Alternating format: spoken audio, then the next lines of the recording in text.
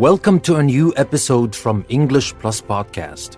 Today we will talk about the Lewis and Clark expedition, and we will learn along the way some words that you can enrich your vocabulary with and use them later in your own conversations and writing.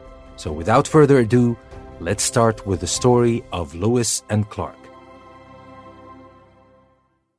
In 1803, President Thomas Jefferson sent his friend James Monroe to Paris to try to buy the port of New Orleans in the French-owned Louisiana Territory. Yet when the French response came, it would bewilder both men. Shortly after negotiations had begun, an impatient French official asked Monroe, "How much will you give for the whole of Louisiana?" France needed money for its war with Great Britain. An agreement between France and the United States was soon reached.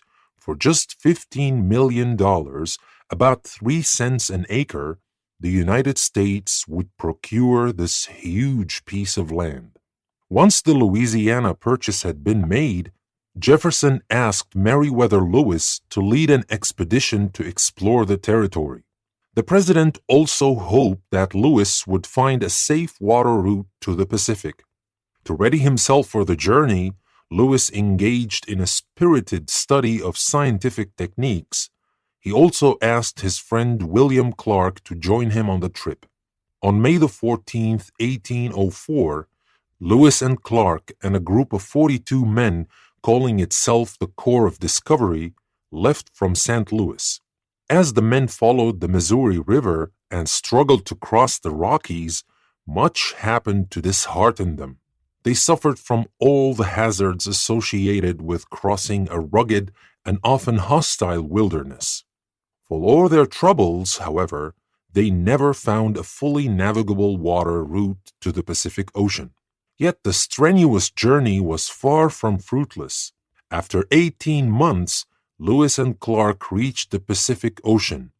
Along the way, they had mapped more than 3,000 miles. They had learned about new plants and animals.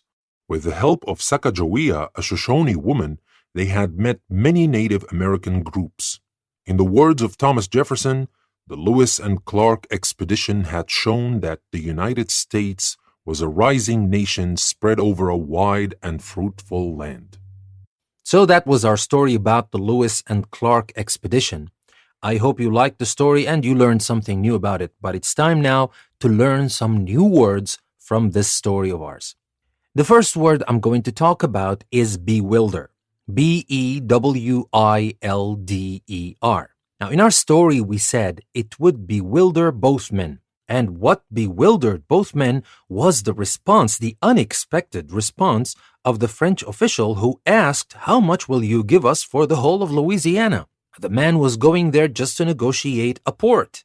And now he's negotiating for the whole state, for this huge piece of land. So it was bewildering. It would bewilder both men. So what is the meaning of bewilder?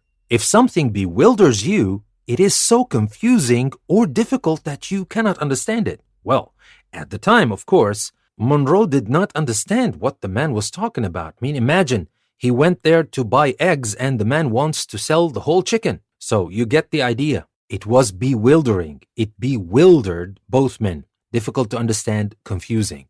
And that was our first word. The second word is procure. P-R-O-C-U-R-E. Procure. Now, in our story, we said that the United States bought the whole state of Louisiana for $15 million, about 3 cents an acre. The United States would procure this huge piece of land. What is the meaning of procure? Now, in simple terms, we can simply say procure is to buy, simply to buy. But it has a little more depth in the meaning of it. First of all, it's a formal word, so you wouldn't want to use it in your everyday conversation, but it's a very important and a very common word, even if it is formal. If you procure something, especially something that is difficult to get, you obtain it. Of course, the simple meaning of that is buy, but this word has more depth. If you want to use it in this sense, use procure, especially if you want to use it in formal situations. So that was our second word, procure. Now let's move on to talk about our third word, spirited. Spirited is spelled S-P-I-R-I-T-E-D. Spirited. Now in our story, we said to ready himself for the journey, Lewis engaged in a spirited study of scientific techniques. So it's not about something that you have to do and you just don't feel like doing it, but you're doing it just because you have to do it. No, it was a spirited study. He studied with energy. He studied with enthusiasm. That is a spirited study. And when we want to talk about spirited actions show great energy and courage. And when we can use spirited as well to talk about people. A spirited person is very active, lively, and confident. So you get the idea here. We're not talking about something you're just doing because you don't feel, okay, I have to do it, so I'll do it. No, it is something that you're doing it with all your heart. You put all your heart in it. That's a spirited study that Lewis engaged in before he embarked on his great expedition. And now for our next word, dishearten. Dishearten is spelled D-I-S-H-E-A-R-T-E-N. Dishearten. In the story we said, as the men followed the Missouri River and struggled to cross the Rockies, much happened to dishearten them.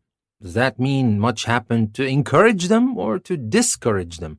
Well, the word dishearten, and it's from the heart, the opposite. So it means that something to weaken or destroy the hope, courage, or enthusiasm. What happened to them on the journey may discourage many people, but not Lewis and Clark. Even those things happened to dishearten them, but they didn't stop. They never gave up. So that is the word dishearten. Now let's move to the next word, hostile. Hostile is spelled H-O-S-T-I-L-E. Hostile. And in our story, we said they suffered from all the hazards associated with crossing a rugged and often hostile wilderness. Now, the wilderness, we know we're talking about wild places, maybe wild animals, no food, no water, etc. But we're talking about hostile wilderness. It is not a very nice wilderness. It's not welcoming. It's not safe. Hostile situations and conditions make it difficult for you to achieve something. And the wilderness was hostile, was making their task even more difficult. But the men never gave up. And hostile, of course, we can use it to talk about people. If you are hostile to another person or an idea, you disagree with them or disapprove of them, often showing this in your behavior. And someone who is hostile can also be unfriendly and aggressive.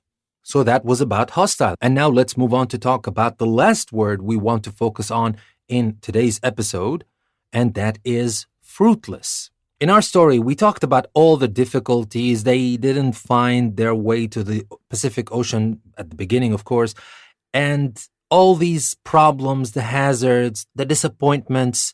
Yet the strenuous journey was far from fruitless. It was not fruitless. After 18 months, they reached the Pacific Ocean. They mapped more than 3,000 miles. They learned about a lot of plants and animals. They met many Native American groups. So these were great results for one expedition, for one of the most famous expeditions in American history. But here we're talking about that was far from fruitless. It was not fruitless because fruitless actions and events or efforts do not achieve anything at all. And we cannot call this expedition fruitless because it wasn't. It had a lot of results, the ones I just told you about. So, fruitless simply means something that is unsuccessful, something that is done in vain with no results. It didn't achieve anything at all. And by the way, fruitless is spelled F-R-U-I-T-L-E-S-S. So these were our words for today, and that was our story. I hope you liked it. I hope you liked the words we talked about. Let me remind you that if you take the link you find in the description of this episode, you will get the transcript of this episode. You will get the interactive activities for these words and for 14 more words, because every week we have activities for 20 words. We choose to focus on some of them in a story to make the episode likable and easy to follow. But if you would like to learn more words, take the link and you will find the 20 words, including those 6 we just talked about, with exercises, with downloadable PDFs, everything you need to make these words permanent in your active vocabulary bank. This is your host, Danny.